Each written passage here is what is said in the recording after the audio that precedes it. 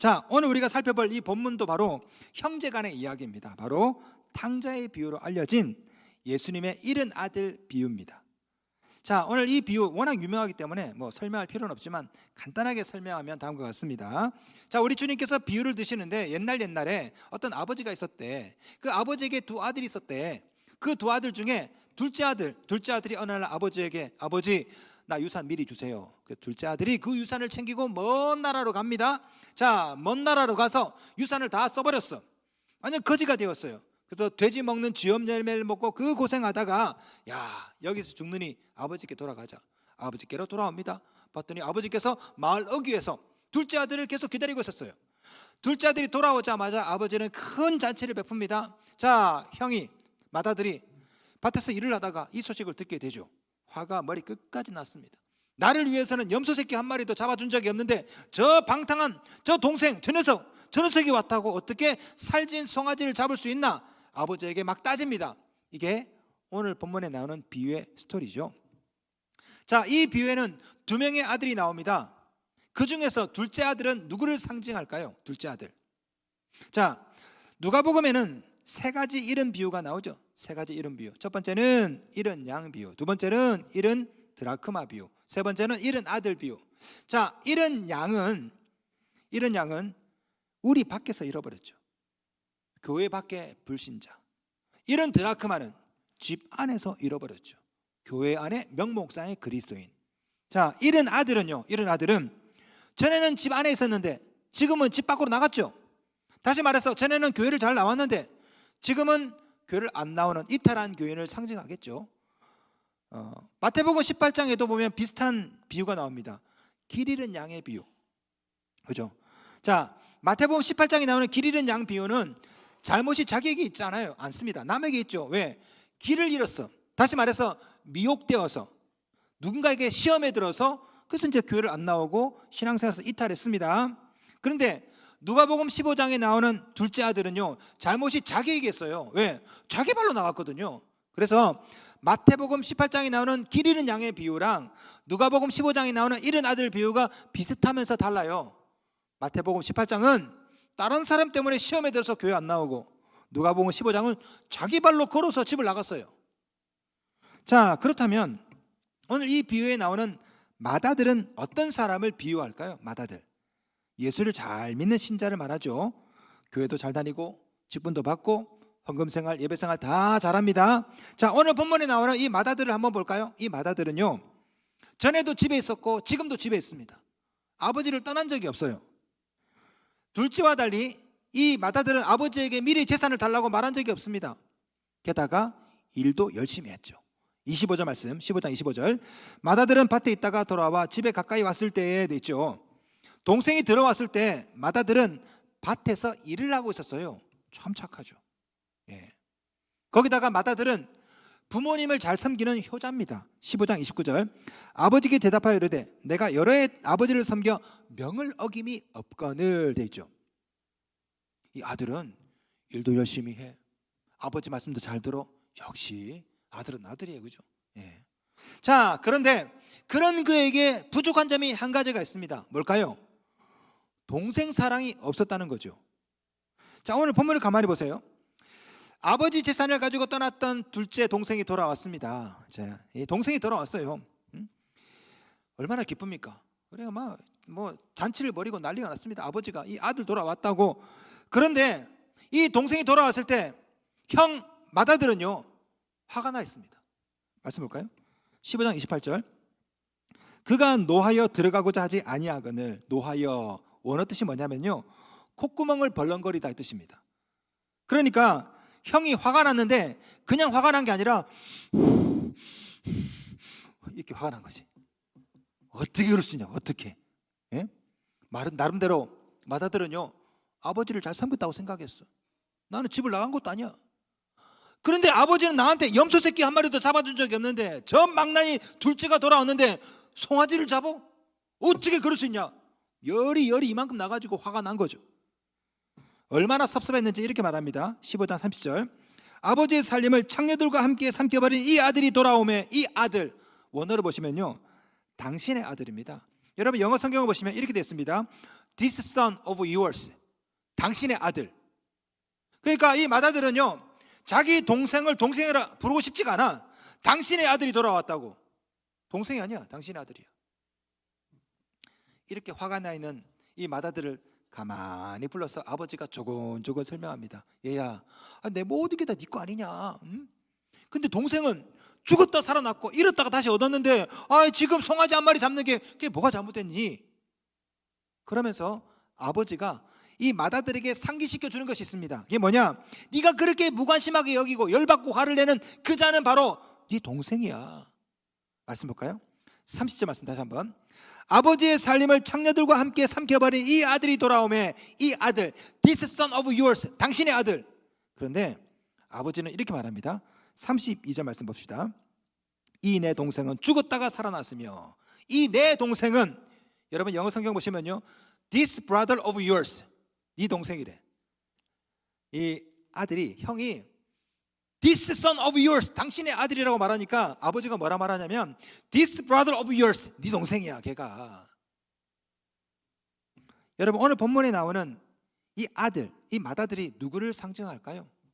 어쩌면 우리가 아닐까요? 교회 잘 다니고 있습니다.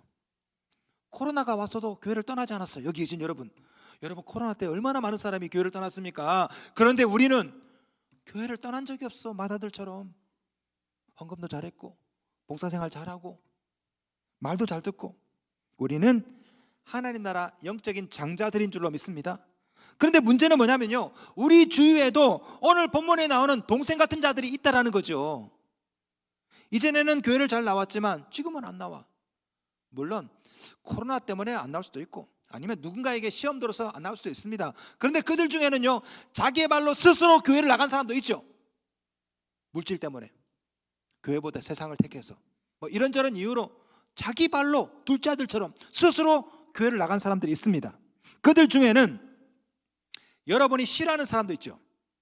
인격에 문제가 있거나 도덕적으로 문란하거나 아니면 나랑 안 맞거나 아니면 상종하기 싫은 사람 없습니까? 네? 여러분 있잖아요. 저 사람 안 만났으면 좋겠는데 희한하죠. 그런 사람 또 자주 만나요. 차 타가 만나고 또 이렇게 마을 동네에서 자주 만나고 나랑 정말 안 맞는데 그런 사람 또 교회에 결석도 안 해. 매주마다 나와. 어쩌면 그들 중에는 도덕적으로 문란하거나 혹은 범죄자도 있을 수 있겠고 그들 중에는 나랑 정치적 신념이 다른 사람도 있겠죠. 그래서 어쩌면 본문에 나오는 이 맏아들처럼 관심도 없고 오히려 분노하고 증오하고 그런 사람일 수도 있습니다. 오늘 본문에 나오는 비유를 통해서 우리 주님은 그런 자들이 바로 네 동생이라는 거예요. 우리들의 동생이라는 거죠. 여러분 주님이 원하시는 게 뭘까요? 그들에게 관심을 가지는 것입니다. 그들을 아버지 집으로 초대하는 것인 줄로 믿습니다. 그럼에도 불구하고 만약에 우리가 그들에 대해서 무관심하다면, 여전히 경멸한다면 여러분이야말로 진짜 맏아들인 거예요. 구약 성경에 오늘 본문에 나오는 이 비유와 아주 흡사한 이야기가 나오는 곳이 있습니다. 어딜까요? 창세기 4장에 나오는 가인과 아벨 이야기입니다. 여러분은 가인과 아벨 이야기 설교를 많이 들었기 때문에 어떤 편견을 가지고 이 말씀을 볼 수 있는데요, 이 말씀을 편견 없이 그대로 읽어보면 조금 다르게 들릴 수가 있습니다. 자, 아담과 하와가 에덴 동산에서 쫓겨났습니다. 그리고 첫 아들을 얻었어요. 첫 아들. 여러분 첫째 얼마나 귀합니까? 저도 첫째 볼 때 너무 기뻤어요. 자, 아담과 하와가 첫째 아들을 딱 얻자마자 너무너무 기뻤습니다. 왜? 하나님께서 약속했거든. 창세기 3장 15절에서 여자의 후손. 이 가인은요, 이 아담과 하와는요, 첫째 아들을 낳자마자 야, 하나님 약속하신 여자의 후손 바로 그 메시아구나 이 생각을 했어요. 그래서 이름을 가인이라 짓습니다. 창세기 4장 1절. 아담이 그의 아내 하와와 동침하매 하와가 임신하여 가인을 낳고 이르되 내가 여호와로 말미암아 득남하였다 하니라. 가인의 뜻이 내가 얻었다라는 뜻입니다. 히브리어 사전을 보시면요, 가인의 또 다른 뜻도 있어요. 가인은 내가 얻었다라는 뜻도 있지만 태양의 아들이라는 뜻도 있고요, 얻은 사람이라는 뜻도 있습니다. 아마도 이 가인은 어려서부터 부모를 잘 섬겼던 것 같아. 아주 착실하게. 그래서 내가 얻었다, 그리고 얻은 아들이다 이름을 그렇게 지었어요. 자, 세월이 흘러서 둘째가 태어났습니다. 근데 이 둘째 녀석은 문제가 좀 많았던 것 같아요. 이름을 아벨이라 짓습니다. 아벨 뜻이 뭐냐? 공허하다라는 뜻입니다. 아벨은 한숨. 왜 아들 중에 한숨 나오는 아들이 있죠? 저놈 자식은 이게 아벨이에요. 그래서 아벨 또 다른 뜻은요, 망나니, 탕자라는 뜻도 있습니다. 아마도 아벨은 여러 가지로 아담과 하와에게 실망을 많이 끼쳐드렸던 것 같아요. 자, 어느 날 세월이 흘러서 첫째 아들 가인이 하나님께 제사를 드립니다. 하나님께. 여러분, 아벨보다 가인이 먼저 제사를 드렸어요. 아벨이 아닙니다. 아벨이 형이 제사 드리는 것을 보고 부랴부랴 자기도 제사를 드립니다. 말씀 보겠습니다. 창세기 4장 4절. 아벨은 자기도 양의 첫 새끼와 그 기름으로 드렸더니, 자기도 형이 드리는 것을 보고 그 다음에서야 부랴부랴 자기도 예배를 드립니다. 아마 형보다 더 정성껏 예배를 드렸던 것 같아요. 하나님 입장에서는 아벨의 제사가 참 기특했을 것입니다. 하나님께서 아벨의 제사를 받으셨습니다. 오늘 보시면요, 기쁘게 받으셨다라는 뜻입니다. 하나님께서 기쁘게 받으셨어요. 이 모습을 보자 형 가인이 화가 났습니다. 왜 내 제사는 받지 않고 저 망나니 같은 저 아벨의 제사를 받는 것인가? 하나님이 이해가 안 됐죠. 하나님께 막 화를 내기 전에 자신이 먼저 분노가 났습니다. 결국 형 가인은 동생 아벨을 때려 죽여버립니다. 하나님께서 가인을 부르십니다. 그러면서 네 동생이 어디 있느냐 물어보시죠. 그러자 맏아들 가인은요, 하나님 아버지께 분노하면서 이렇게 말합니다. 창세기 4장 9절. 내가 알지 못하나이다. 내가 내 아우를 지키는 자니까. 형은 동생을 지키는 자죠.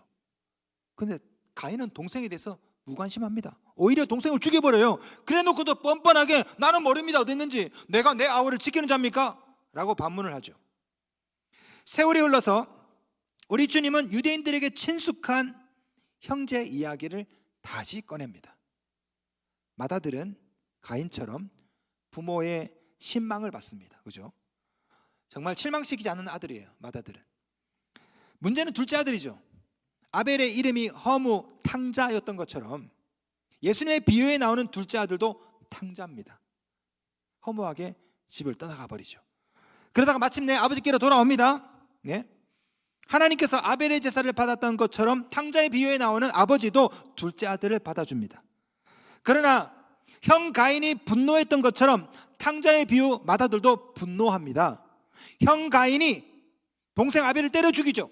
그걸로 창세기 4장 끝나버려요. 그죠? 예수님의 비유에서는요, 맏아들 형의 분노와 증오로 끝나버립니다. 참 비슷하죠. 우리 주님께서 오늘 본문의 비유를 통해서 무엇을 말하려고 하시는 걸까요? 우리 주님은 가인의 살인처럼 맏아들의 증오를 말하는 겁니다. 여러분, 돌아온 둘째 아들, 이게 핵심이 아니에요. 아닙니다. 분노하는 맏아들, 이게 핵심이에요. 많은 분들이요, 이 탕자의 비유를 탕자의 비유, 뭐 이런 아들의 비유 이렇게 말하면서 모든 초점을 둘째 아들 탕자에 맞추는데, 사실은요, 오늘 예수님의 비유의 핵심은 맏아들입니다. 맏아들이 주인공이에요. 우리 예수님은 이걸 말하려고 하는 겁니다. 여러분, 본문을 가만히 보시면요, 둘째 아들이 돌아온 사건은 몇 구절 안 됩니다. 그런데 아버지와 맏아들과의 대화는 아주 길어요. 25절부터 32절까지 무려 7절에 거쳐서 아버지와 맏아들의 이야기가 계속 나오는 거예요. 여러분, 이 말씀을요, 우리가 편견없이 읽으면요, 이 비유의 상당 부분은 다 맏아들 이야기입니다. 맏아들 이야기. 이 비유의 핵심은 돌아온 탕자가 아니라 돌아온 둘째 동생에 대해서 분노하는 형의 증오, 여기에 맞춰져 있는 거죠. 그런 면에서 오늘 본문에 나눈 비유는 탕자의 비유 아닙니다. 틀렸어요. 맏아들의 비유죠. 여러분, 예수께서 이 비유를 지금 누구에게 하는 걸까요? 누구에게? 바리새인과 서기관들에게 하는 비유입니다. 누가복음 15장 1절 2절 봅시다. 모든 세리와 죄인들이 말씀을 들으러 가까이 나오니 바리새인과 서기관들이 수군거려 이르되 이 사람이 죄인을 영접하고 음식을 같이 먹는다 하더라. 그래서 예수께서 이 비유를 하신 거예요. 자, 보세요. 우리 주님께서 죄인이라고 여겼던 세리, 그 사람들하고 그들을 영접을 하고 같이 먹어. 바리새인 서기관들이 이걸 가만히 보니까 마음이 불편해. 아니, 저 죄인들을 예수님은 왜 영접하는 거야 도대체? 저 나쁜 놈들. 그렇게 바리새인 서기관들이 막 증오하고 있으니까 예수께서 가만히 보시고, 얘들아, 얘네들 얘기 좀 한번 들어봐. 옛날에 한 아버지가 있었대. 두 아들이 있었대 라고 말하면서 오늘 비유를 말하는 겁니다. 그러니까 예수님의 비유에 있어서 세리와 죄인들은요, 돌아온 탕자 둘째 아들이죠. 그들을 영접한 예수님에 대해서 분노하는 바리새인 서기관들은 받아들인 것이고, 그런 면에서 오늘 본문에 나오는 탕자의 비유는 죄인들이 아니라 하나님을 믿는다는 사람들을 향해 들려주시는 비유인 것이죠.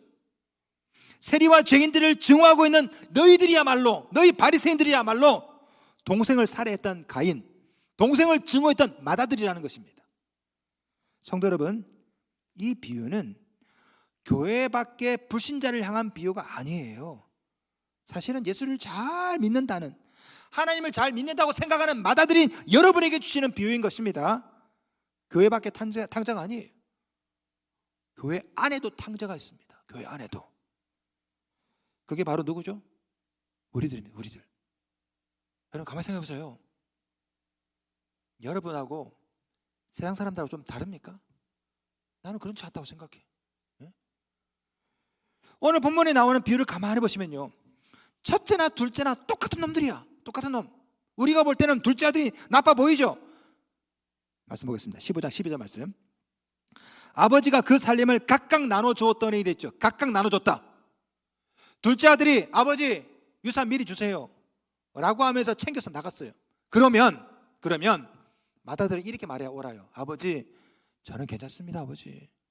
그런데요, 둘째 녀석이 재산 챙기고 나갈 때 자기도 슬그머니 뭘 이런 걸 다, 맏아들도 재산을 챙겼어.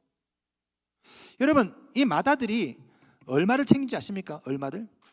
15장 31절 말씀 봅시다. 아버지가 이르되 예, 너는 항상 나와 함께 있으니 내 것이다, 내 것이로되. 남은 모든 재산이 다 맏아들 거야. 제가 율법을 통해서요, 도대체 이 맏아들이 얼마를 챙겼나, 이걸 제가 계산을 해봤어요. 보통 아버지가 사망하면요, 장자가 3분의 1을 받습니다. 차자는 3분의 1만 받아요. 문제는 아버지가 사망하기 전에는요, 미리 유산을 받을 때는 이 비율이 더 줄어듭니다. 제가 계산해 보니까 둘째 아들은 9분의 1을 받았고요, 맏아들은 9분의 8을 챙겼습니다. 자 보세요. 맏아들이 아버지한테 유산을 챙겼는데 9분의 1만 챙겨갖고 이 맏아들은 9분의 8을 미리 다 챙겨서 갖고 있었던 거지. 맏아들이 왜 열받았을까요? 자기 재산이잖아. 내 송아지인데 아버지가 잡아서 동생을 주는 거야. 이게 아까운 거지. 저게 다 내 건데 저게. 이제 보니 이 맏아들이야말로 정말 못된 놈이지. 예? 아버지와 함께 살면서 기쁨도 없어. 모든 것을 다 가지고 있으면서도 만족이 없어. 둘째 아들이 집 밖의 탕자라면 첫째 아들은요, 집안의 탕자죠. 어쩌면 우리도 그렇지 않을까요? 우리도 불신자와 많이 다릅니까? 난 그렇지 않다 생각해. 세상 사람들처럼 똑같이 여러분도 돈에 대한 욕심이 얼마나 많습니까? 돈 많이 준다면, 1억 준다면 예배 빼먹을 사람 얼마나 많아요? 세상 사람들은요, 싸우면 술 한잔 마시면 금방 풀어집니다. 다음날. 예수 믿는 사람들은 술을 안 마셔서 그런가 싸워도 화해를 안 해. 그래서 우리가 선창식 하는 거예요. 한 잔 마시고 풀라고. 우리 교회는 또 포도주 도수도 세. 잘 풀라고. 그래서 우리 교회는 안 싸워. 자꾸 마시니까. 세상 사람들처럼요, 우리 믿는 자들도 보면 가만 똑같아. 돈에 대한 욕심이 있고 싸워도 막 이렇게 막 화해도 안 하고 영혼군에 별 관심도 없고, 그럼에도 불구하고 마치 가인처럼 내가 내 동생을 지키는 자입니까? 너무도 무책임하게 이렇게 반문하는 우리야말로 진짜 교회 안에 탕자 아닙니까? 우리 주위에도 우리가 찾아야 될 동생이 있습니다. 잃어버린 둘째 아들이 있죠. 가인에게 물었던 것처럼 하나님께서는 오늘도 저를 통해서 여러분에게 물어보십니다. 네 아우 아벨이 어디 있느냐? 그럼에도 불구하고 우리는 오늘날 이렇게 말합니다. 내가 알지 못하니이다. 내가 내 아우를 지키는 자입니까? 내가 저 사람을 지키는 자입니까? 이런 동생을 찾아오십시오. 우리는 그들을 지키는 자입니다. 우리가 죄인이라고 정죄하는 그들을 오늘도 하나님이 찾으십니다. 내 아우 아벨이 어디 있느냐? 네가 증오하는 그 사람 지금 어디 있느냐? 우리가 해야 될 일이 뭘까요? 그들을 찾아서 아버지 품으로 돌아오도록 하는 것입니다. 그리고 그들을 책임지고 지켜주는 거예요. 이게 우리 그리스도인들이 해야 될 일입니다. 세월이 흘러서 비슷한 일이 또 생겼습니다. 예수님의 제자 중에 형제가 있죠. 누굽니까? 베드로와 안드레. 맏아들 베드로가 예수님을 배반하고 떠납니다. 예수님을 모른다고 부인하고 저주까지 하고 떠납니다. 우리 주님께서 십자가 지시고 돌아가시고 부활하셨습니다. 요한복음 보시면 우리 주님께서 베드로에게 오시죠. 베드로에게. 그리고 베드로는 다시 주님의 품으로 돌아오죠. 자, 그때 예수께서 베드로에게 물어보십니다. 요한복음 21장 16절. 요한의 아들 시몬아, 내가 나를 사랑하느냐? 베드로가 그렇다고 대답해요. 그러니까 예수께서 이렇게 말씀하시죠.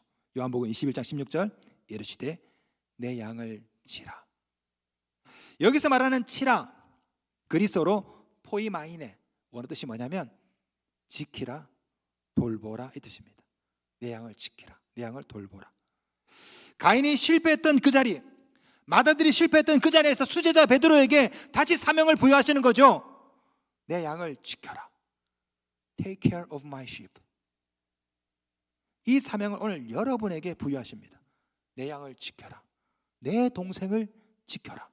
그럼에도 불구하고 만약에 우리가 이렇게 말한다면, 내가 알지 못하니이다, 내가 내 아우를 지키는 자입니까? 라고 한다면 우리 모두는 바로 가인의 후예들, 맏아들의 딜레마에 빠진 거죠. 저는 여러분이 가난해도 성공하지 못해도 행복했으면 좋겠어요. 행복.